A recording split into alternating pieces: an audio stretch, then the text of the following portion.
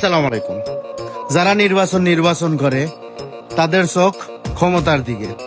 Service Alam অবশ্য নির্বাচন করতেছে বিএনপি, তারপরে প্রতিবাদ না করে পারলাম না।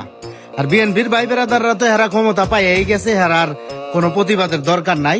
তবে একটু কথা বলে রাখি, আপনারা ঘুমাইয়াই থাকেন, আপনাকে ক্ষমতায় কোনোদিন যাইতে হবো না, নির্বাচনও করতে হবো না। একটা কথা মনে রাখেন, তারা জীবন দিছে আর যে কোনো ভাবে বাটপারি সিটারি করেও ক্ষমতায় আসছে, তারা আপনাদের কাছে ক্ষমতায় তুলে দেবে না। কিন্তু আওয়ামী লীগ সে মাঠে আসবে, আন্দোলন করবে, সংবিধান মোতাবেক নির্বাচন করবে, আবারও পুনরায় আওয়ামী লীগ ক্ষমতায় আসবে, এটা বাস্তব।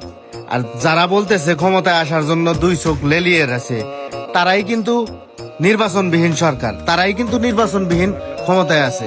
সার্ভিস পালানোর জায়গার পাইবে না। তোমারে এমন ভর্তা করা করবো, এই জয় বাংলার লোক তোমারে খুঁজ যাও বাজবো না। আশা করি বুঝতে পারছো।